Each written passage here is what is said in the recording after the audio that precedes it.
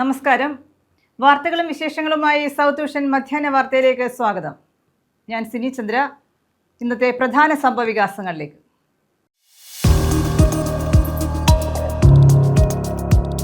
KSRTC ബസും ബൈക്കും കൂട്ടിയിടിച്ച് അപകടം. ഒരാൾ മരിച്ചു. കോന്നി സ്വദേശി മുഹമ്മദ് ഇസ്മയിലാണ് മരിച്ചത്. പത്തനാപുരം കടക്കാമണിലായിരുന്നു അപകടം.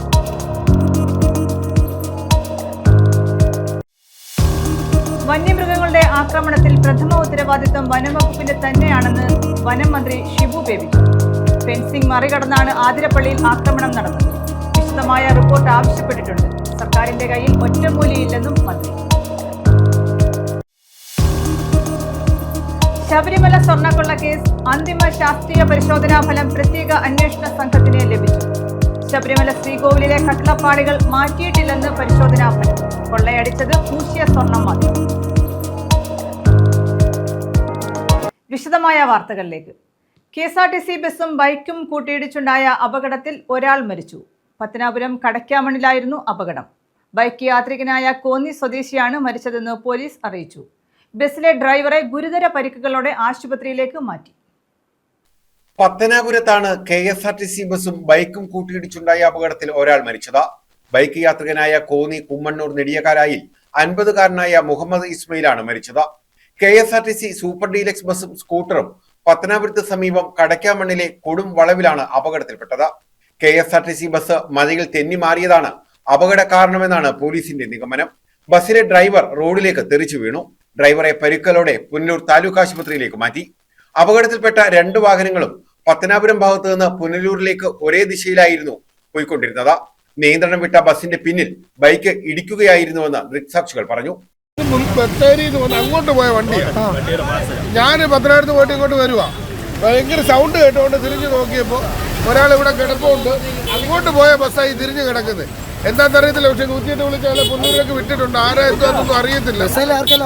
ബസ്സിന്റെ ഡ്രൈവർക്ക് പരിക്കൊണ്ട് അദ്ദേഹത്തെ സെന്റ് ജോസഫ് ഹോസ്പിറ്റലിലോട്ട് കൊണ്ടുപോയിട്ടുണ്ട്. കൽപ്പറ്റയിൽ നിന്നും പുനലൂരിലേക്ക് പോവുകയായിരുന്നു KSRTC സൂപ്പർ ഡീലക്സ് ബസ്. സംഭവത്തിൽ പത്തനാപുരം പോലീസ് കേസെടുത്തു. കോന്നിയിലെ INTUC തൊഴിലാളി യൂണിയൻ പ്രവർത്തകനാണ് അപകടത്തിൽ മരിച്ച മുഹമ്മദ് ഇസ്മയിൽ. അപകടം നടന്ന കടക്കാമൺ പ്രദേശത്ത് അപകടങ്ങൾ പതിവാണെന്ന് നാട്ടുകാർ പറയുന്നു. News bureau, Pathanapuram. ശക്തമായ മഴയിൽ വർക്ക്ഷോപ്പ് തകർന്നു വീണു. കൊല്ലം കൂട്ടിക്കടയിലാണ് അപകടം. ആളപായമില്ല.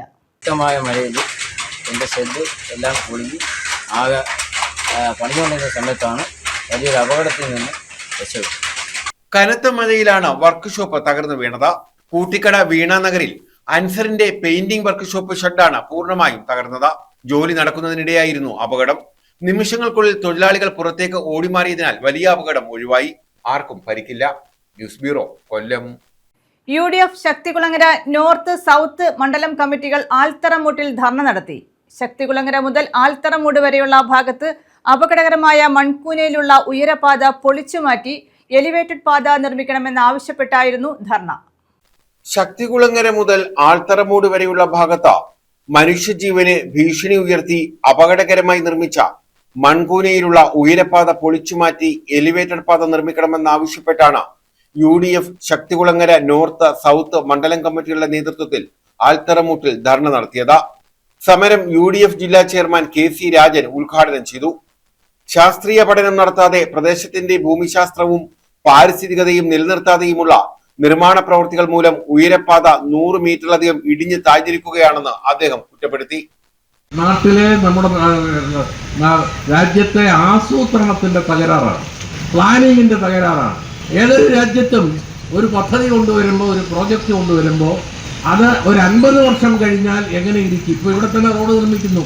ഒരു 50 വർഷം കഴിഞ്ഞാൽ ഈ റോഡുകളുടെ സ്ഥിതി എന്തായിരിക്കും? 50 വർഷം കഴിയുന്ന ഭാവിയിൽ ഈ റോഡ് ഗതാഗതത്തിന് ഉപകരിക്കുമോ?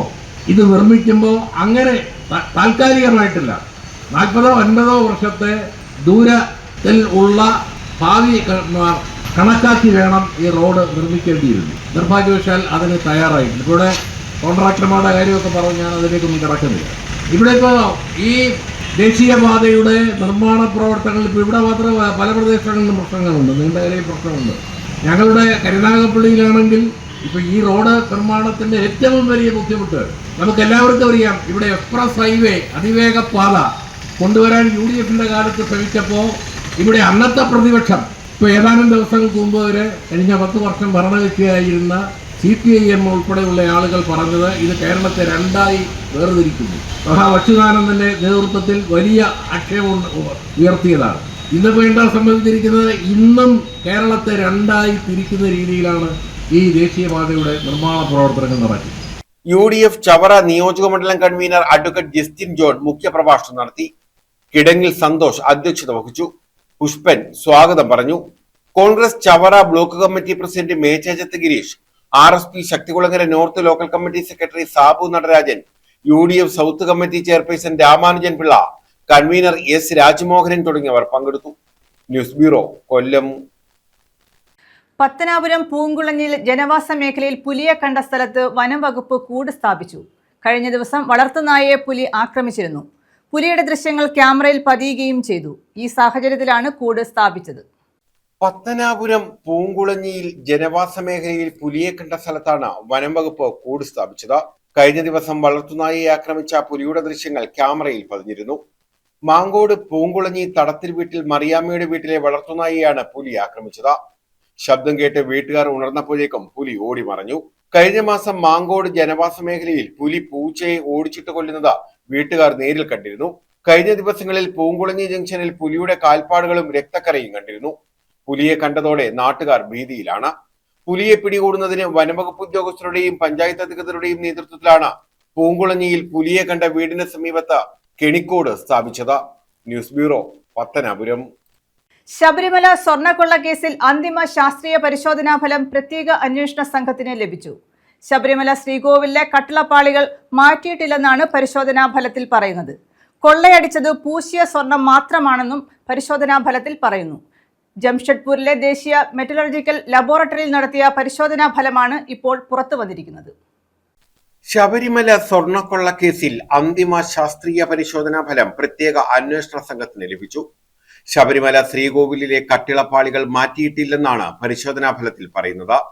കൊള്ളയടിച്ചത് പൂശിയ സ്വർണം മാത്രമാണെന്നും പരിശോധനാ ഫലത്തിൽ പറയുന്നു. ജംഷഡ്പൂരിലെ ദേശീയ മെറ്റലർജിക്കൽ ലബോറട്ടറിയിൽ നടത്തിയ പരിശോധനാ ഫലമാണ് ഇപ്പോൾ പുറത്തു വന്നിട്ടുള്ളത്. ശബരിമലയിലെ ദ്വാരപാലക ശില്പപാളി, കട്ടിളപ്പാളി എന്നിവയിൽ നിന്നുള്ള സാമ്പിളുകൾ ശേഖരിച്ചായിരുന്നു SIT പരിശോധനയ്ക്ക് അയച്ചത്. 8ഓളം സാമ്പിളുകളായിരുന്നു പരിശോധനയ്ക്ക് അയച്ചിരുന്നത്. ഇതിന്റെ ഫലമാണ് SITക്ക് ലഭിച്ചിട്ടുള്ളത്. പരിശോധനാ ഫലം കൊല്ലം വിജിലൻസ് കോടതിയിൽ സമർപ്പിച്ചു. കേസിൽ ഉടൻ കുറ്റപത്രം സമർപ്പിക്കാനാണ് SITയുടെ തീരുമാനം. കഴിഞ്ഞ ഫെബ്രുവരിയിൽ സ്വർണ്ണ സാമ്പിളുകളിൽ അത്യാധുനിക രീതിയിലുള്ള ശാസ്ത്രീയ പരിശോധന അത്യാവശ്യമാണെന്ന് ഹൈക്കോടതി ഉത്തരവിട്ടിരുന്നു. തുടർന്നാണ് പ്രത്യേക അന്വേഷണ സംഘം സാമ്പിളുകൾ പരിശോധനയ്ക്ക് അയച്ചത്. ന്യൂസ് ബ്യൂറോ, കൊല്ലം. വന്യമൃഗങ്ങളുടെ ആക്രമണത്തിൽ പ്രഥമ ഉത്തരവാദിത്വം വനം വകുപ്പിന് തന്നെയാണെന്ന് വനം മന്ത്രി ഷിബു ബേബി ജോൺ. ഫെൻസിംഗ് മറികടന്നാണ് ആതിരപ്പള്ളിയിൽ ആക്രമണം നടന്നത്. തിങ്കളാഴ്ച ചാലക്കുടിയിൽ യോഗം ചേരും. വിശദമായ റിപ്പോർട്ട് ആവശ്യപ്പെട്ടിട്ടുണ്ടെന്നും അദ്ദേഹം പറഞ്ഞു. മരിച്ചവരുടെ രേഖകൾ വനംവകുപ്പ് ഉദ്യോഗസ്ഥർ തന്നെ തയ്യാറാക്കണം. സർക്കാരിന്റെ കയ്യിൽ ഒറ്റമൂലിയില്ലെന്നും മന്ത്രി പറഞ്ഞു. വന്യമൃഗങ്ങളുടെ ആക്രമണത്തിൽ പ്രഥമ ഉത്തരവാദിത്തം വനംവകുപ്പിന് തന്നെയാണെന്ന് മന്ത്രി ഷിബു ബേബി ജോൺ. ഫെൻസിംഗ് മറികടന്നാണ് ആതിരപ്പള്ളിയിൽ കാട്ടാനയുടെ ആക്രമണമുണ്ടായത്. തിങ്കളാഴ്ച ചാലക്കുടിയിൽ യോഗം ചേരും. വിശദമായ റിപ്പോർട്ട് ആവശ്യപ്പെട്ടിട്ടുണ്ടെന്നും മന്ത്രി കൊല്ലത്ത് പറഞ്ഞു. മരിച്ചവരുടെ രേഖകൾ വനംവകുപ്പ് ഉദ്യോഗസ്ഥർ തന്നെ തയ്യാറാക്കണം. സർക്കാരിന്റെ കയ്യിൽ ഒറ്റമൂലിയില്ലെന്നും മന്ത്രി വ്യക്തമാക്കി. ഒരാഴ്ചയ്ക്കിടയിൽ ഇത് മൂന്നാമത്തെ മരണമാണ് സംഭവിച്ചത്. അത് ഇതിന്റെ തീവ്രത എത്രത്തോളം ഉണ്ടെന്ന് എന്നെ അടക്കം പൊതുസമൂഹത്തെ ബോധ്യപ്പെടുത്തുന്നതാണ്. ഇതിന് ഒരു സംഘടിതമായ പരിശ്രമം എല്ലാ ഭാഗത്തു നിന്നും ഉണ്ടായെങ്കിൽ മാത്രമേ ഇതിന് പരിഹാരം ഉണ്ടാകൂ. സ്വാഭാവികമായി വന്യമൃഗങ്ങളുടെ അറ്റാക്ക് വരുമ്പോൾ പ്രഥമ ഉത്തരവാദിത്വം ഫോറസ്റ്റ് ഡിപ്പാർട്ട്മെന്റ് തന്നെയാണ്. പക്ഷേ ഇതിനൊരു ലോങ് ടേം സ്ട്രാറ്റജി തന്നെയാണ് ഇപ്പോൾ രൂപപ്പെടുത്തിക്കൊണ്ടിരിക്കുന്നത്. ഫണ്ട്സ് പര്യാപ്തമാകണം. ഇനിയും പരീക്ഷണങ്ങൾക്ക് സമയമില്ല. ഫുൾ പ്രൂഫായി നമ്മൾ ചെയ്യുന്ന അത് ഫുൾ പ്രൂഫ് ആയിരിക്കണം. ഞാൻ പറയാൻ കാരണം ഇന്നലെ സംഭവിച്ച മരണത്തിൽ, ഇന്ന് വെളുപ്പിനെ സംഭവിച്ച മരണത്തിൽ അവിടെ ഫെൻസിങ് ഉള്ളതാണ്. അവിടെ ഫെൻസിങ്ങിന്റെ നിർമ്മാണ പ്രവർത്തനം നടക്കുന്നു, അത് പൂർത്തീകരിച്ചിട്ടില്ല. അങ്ങനെ ചില വിഷയങ്ങൾ ശ്രദ്ധയിൽപ്പെട്ടിട്ടുണ്ട്. അത് തിങ്കളാഴ്ച രാവിലെ അവിടെ ചെന്ന് ഒരു അവലോകന റിപ്പോർട്ടും എടുത്തതിന് ശേഷം കൂടുതൽ വ്യക്തത വരുത്താം. വന്യജീവി ആക്രമണങ്ങളുമായി ബന്ധപ്പെട്ട് കഴിഞ്ഞ 6 മാസത്തെ റിപ്പോർട്ട് ആവശ്യപ്പെട്ടിട്ടുണ്ട്. വന്യജീവി ആക്രമണങ്ങൾക്കെതിരെ സംഘടിതമായ ശ്രമം എല്ലാ ഭാഗത്തു നിന്നും ഉണ്ടാകണമെന്നും മന്ത്രി പറഞ്ഞു. ന്യൂസ് ബ്യൂറോ, കൊല്ലം. അകക്കണ്ണിന്റെ വെളിച്ചത്തിൽ +2 പരീക്ഷയിൽ ഹലീമ നേടിയത് മികച്ച വിജയം. 4 A+ഉം 2 Aയും നേടിയാണ് കൊല്ലം കൂട്ടിക്കട സ്വദേശിനിയായ ഹലീമ മികച്ച വിജയം നേടിയത്. ചരിത്രത്തിനും മലയാളത്തിനും മുഴുവൻ മാർക്കും ലഭിച്ചു. സിവിൽ സർവീസ് എന്ന ലക്ഷ്യമാണ് ഹലീമയ്ക്കുള്ളത്. ജനിച്ച നാൾ മുതൽ കൂടെ കൂടിയതാണ് ഹലീമയ്ക്ക് അന്ധത. എന്നാൽ ആ വിധിയെ പഠിച്ച് ജീവിതകാലം മുഴുവൻ കളയാൻ ഹലീമ ഒരുക്കമല്ലായിരുന്നു. അകക്കണ്ണുകൊണ്ട് അക്ഷരലോകത്തേക്ക് അവൾ സ്വയം നടന്നു കയറി. ഇന്ന് +2-ന് 4 A+ഉം 2 Aയും നേടി. ചരിത്രം, മലയാളം എന്നീ വിഷയങ്ങളിൽ 100-ൽ 100 മാർക്ക് നേടിയാണ് ഹലീമ മികച്ച വിജയം കൈവരിച്ചത്. കൊല്ലം കൂട്ടിക്കട മാഹിൻ മൻസിലിൽ നാസർ നബീസത്ത് ദമ്പതികളുടെ മകളാണ് ഹലീമ.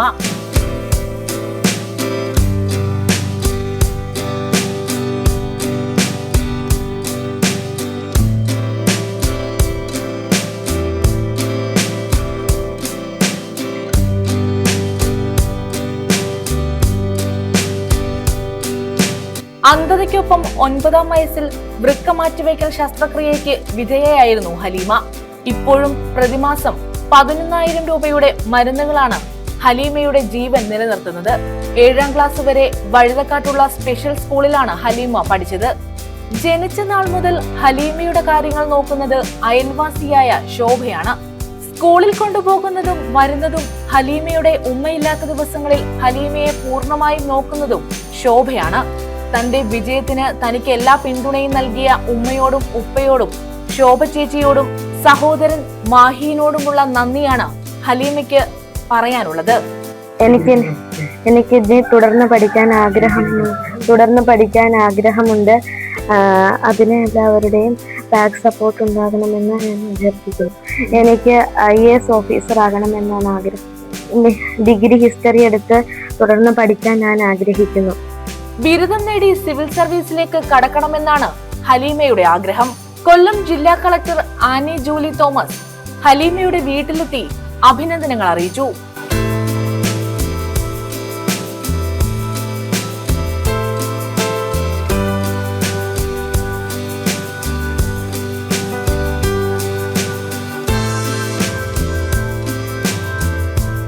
രാവിലെ എനിക്ക് വായിച്ചപ്പോൾ ആദ്യത്തെ ന്യൂസാണ് ഹലീമയുടെ വിജയം. അതെനിക്ക് ഒത്തിരി സന്തോഷം. അന്നേരം ഞാൻ കാണണം ഒരാഗ്രഹം മനസ്സിലുണ്ടായി. ഇങ്ങനെ ഒരു വിജയം നേടാൻ ഈ കുഞ്ഞിന് സാധിച്ചതിൽ മലയാളികൾക്കെല്ലാം അഭിമാനമുണ്ട്, കേരളത്തിന് അഭിമാനമുണ്ട്, ഇന്ത്യയുടെ ലോകത്തിൻ്റെ ഒക്കെ അഭിമാനമാണ് ഹലീമ.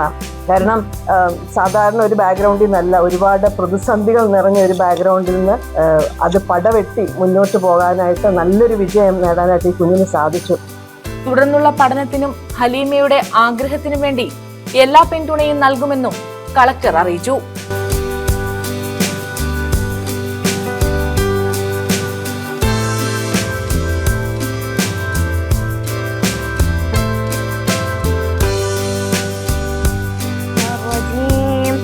ബിസ്മില്ലാഹിർ റഹ്മാനിർ റഹീം. അൽഹംദുലില്ലാഹി റബ്ബിൽ ആലമീൻ. അർറഹ്മാനിർ റഹീം. മാലികി യൗമിദ്ദീൻ. إياك نعبد وإياك نستعين اهدنا الصراط المستقيم صراط الذين أنعمت عليهم غير المغضوب عليهم. പാചകവാതക സിലിണ്ടറുകളുടെ വില വർധനവ് പിൻവലിക്കണമെന്ന് യുണൈറ്റഡ് മർച്ചന്റ്സ് ചേംബർ ആവശ്യപ്പെട്ടു. ദേശീയപാത വികസനത്തിനായി കുടിയൊഴിപ്പിക്കപ്പെട്ട വ്യാപാര സ്ഥാപനങ്ങൾ തുടങ്ങാൻ കഴിയാത്തവർക്ക് പില്ലർ എലിവേറ്റഡ് ഹൈവേയുടെ പാസേജുകളിൽ വ്യാപാര സ്ഥാപനങ്ങൾ തുടങ്ങാൻ അനുമതി നൽകണമെന്നും UMC ആവശ്യപ്പെട്ടു. വിവിധ ആവശ്യങ്ങൾ ഉന്നയിച്ച് 30-ന് കൊല്ലം ഹെഡ് പോസ്റ്റ് ഓഫീസിന് മുന്നിൽ ധർണ നടത്തുമെന്ന് ഭാരവാഹികൾ അറിയിച്ചു.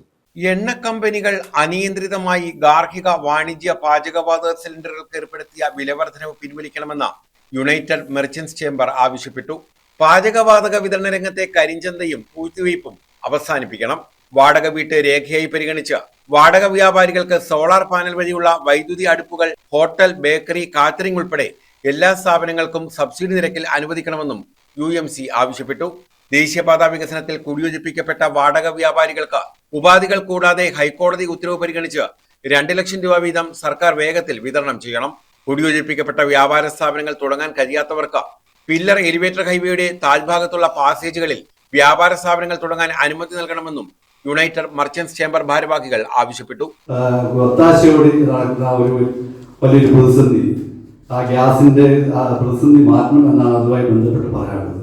അതുപോലെ ഇപ്പോൾ സോളാർ ഗ്യാസ് സ്റ്റൗ ഇപ്പോൾ ഗവൺമെന്റ് ഇറക്കിയിട്ടുണ്ട്. KSEB വഴി ഗാർഹിക ആവശ്യം മാത്രം നൽകുന്ന ഒരു സ്ഥിതിയാണ് ഇപ്പോൾ ഉള്ളത്. അത് ഈ വ്യാപാരികൾക്ക് നൽകിയാൽ അതിന് ശാശ്വതമായ പരിഹാരം ലഭ്യമാകും. അതുപോലെ തന്നെ എണ്ണ കമ്പനികൾ അനിയന്ത്രിതമായി പെട്രോൾ ഡീസൽ വില വർധന അത് ബോധപൂർവം കൂട്ടുന്ന രീതിയിലേക്കാണ്. ബാരലിന് വില വലിയ കൂടുതൽ ഉണ്ടായിട്ടില്ലെങ്കിൽ തന്നെയും അത് അനിയന്ത്രിതമായി വില വർദ്ധിപ്പിക്കുന്ന സാഹചര്യമാണ്. അത് കേന്ദ്ര ഗവൺമെന്റ് അത് ഏറ്റെടുത്ത് വില പിടിച്ചു നിർത്തുവാനും ഇവിടെ വില വർധനവും നമ്മളെ അറിയാം, എല്ലാവരും എല്ലാ സാധനങ്ങൾക്കും വില വർദ്ധിച്ച ഒരു കാലഘട്ടമാണുള്ളത്. എന്ത് സാധനവും ആർക്കും ഒന്ന് ജീവിക്കാൻ പറ്റാത്തൊരവസ്ഥയിലേക്ക് പോവുകയാണ്. ഇത് വ്യാപാരികളുടെ മാത്രം വിഷയമല്ല, പൊതുജനങ്ങളുടെ വിഷയമാണ്. അതിനുവേണ്ടിയാണ് നമ്മൾ ഈ സമരം ഏറ്റെടുത്ത് ഈ വ്യാപാരി സംഘടന യുണൈറ്റഡ് മർച്ചന്റ് ചേംബർ സമരത്തിലേക്ക് പോകുന്നത്. അതിന്റെ സൂചനാ സമരം എന്ന നിലയ്ക്കാണ് നാളെ ഈ ഹെഡ് പോസ്റ്റ് ഓഫീസിന് മുമ്പിൽ കൂട്ടധർണ സംഘടിപ്പിച്ചിട്ടുള്ളത്. ഇടത്തരം ചെറുകിട വ്യാപാരികൾ നേരിടുന്ന വിവിധ വിഷയങ്ങൾക്ക് പരിഹാരം കാണാൻ ചെറുകിട ഇടത്തരം വ്യാപാര മന്ത്രാലയം രൂപീകരിക്കണമെന്നും UMC ആവശ്യപ്പെട്ടിട്ടുണ്ട്. ഈ ആവശ്യങ്ങൾ ഉന്നയിച്ച UMC കൊല്ലം ജില്ലാ കമ്മിറ്റി മെയ് 30 രാവിലെ 10 മുതൽ ജില്ലാ ഹെഡ് പോസ്റ്റ് ഓഫീസിന് മുന്നിൽ ധർണ നടത്തും. ന്യൂസ് ബ്യൂറോ, കൊല്ലം. റോഡ് നവീകരിക്കാത്തതിൽ പ്രതിഷേധം. പുനലൂർ കാറ്റാടി ജംഗ്ഷൻ ചാലക്കോട് റോഡാണ് തകർന്നു കിടക്കുന്നത്. റോഡിലെ കുഴികളിൽ ഇരുചക്ര വാഹനങ്ങൾ വീണ് അപകടങ്ങളും പതിവാണ്.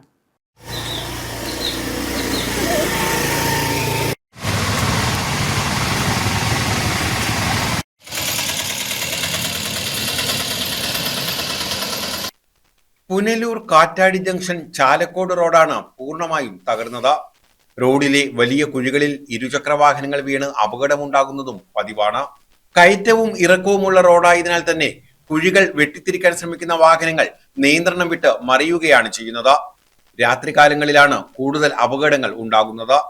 തദ്ദേശവാസികളും സ്ഥിരം യാത്രികരും ഇതുവഴിയുള്ള യാത്ര മൂലം കടുത്ത ദുരിതമാണ് അനുഭവിക്കുന്നത്. റോഡ് ഉടൻ തന്നെ നവീകരിക്കണമെന്നാണ് നാട്ടുകാരുടെ ആവശ്യം. കയറ്റമുള്ള റോഡായതിനാൽ വാഹനങ്ങൾ നിയന്ത്രണം വിട്ട് അപകടത്തിൽപ്പെടുന്നത് പതിവാണ്. മഴ കനത്തതോടെ ദുരിതം ഇരട്ടിയായിട്ടുണ്ട്. News bureau, Punalur. പ്രധാന വാർത്തകൾ വീണ്ടും.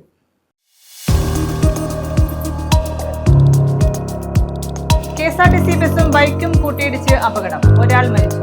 കോന്നി സ്വദേശി മുഹമ്മദ് ഇസ്മയിലാണ് മരിച്ചത്. പത്തനാപുരം കടക്കാമണിലായിരുന്നു അപകടം.